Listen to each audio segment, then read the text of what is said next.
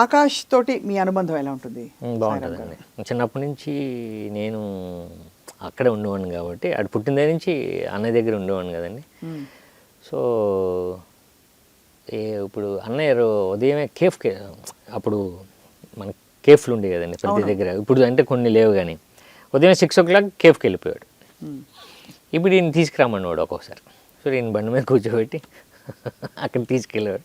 ఆడికి ఒక టీ పోసేవాడు, బిస్కెట్లు ఇచ్చేవాడు. అలా అప్పటి నుంచి జర్నీ అండి ఆకాష్తో.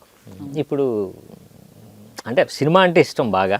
ఇంకా సినిమా ఆకాష్ ఇంకంతే, ఫస్ట్ నుంచి అంతే, చిన్నప్పటి నుంచి అంతే. న్యాచురల్లీ అంటే ఇంట్లో వాతావరణం అంతా అలాగే ఉంది. నిజమండి. వాతావరణం జగన్ గారు దూసుకుని వచ్చారు.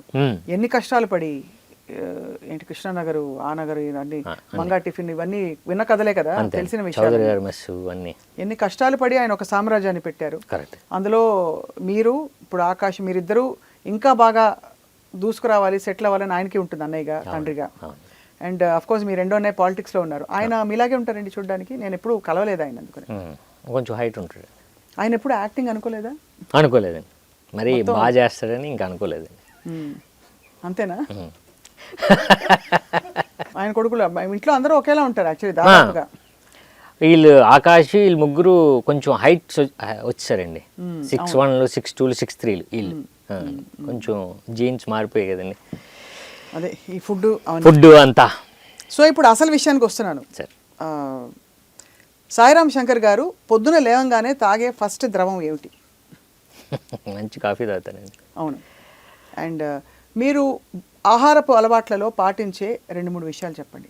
2 సార్లు తింటా, 3 సార్లు తింటా, 10 సార్లు తింటా, ఇలాంటివి ఏవో ఉంటాయి కదా రూల్స్. నేను తింటానండి, 3 సార్లు తింటా. 3 సార్లు తింటారు.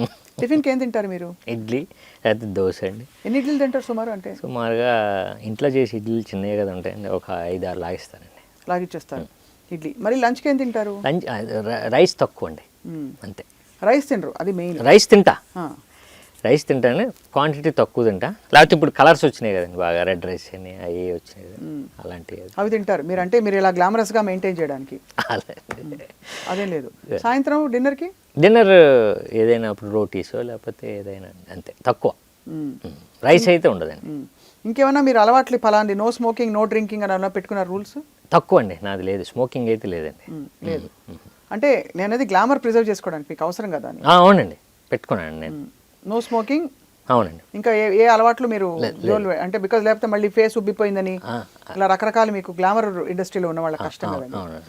ఇంకా ఏమేమి హెల్త్ సీక్రెట్స్ ఉన్నాయి? వర్కౌట్ చేస్తారా జిమ్లో? వర్కౌట్ చేస్తానండి, ఇంట్లోనే చేస్తానండి. మ్యాక్సిమం ఈ మధ్య జిమ్కి వెళ్ళలేదండి, ఇంట్లోనే ఏదైనా హోమ్ వర్కౌట్స్ అని లేకపోతే యోగా చేస్తానండి బాగా.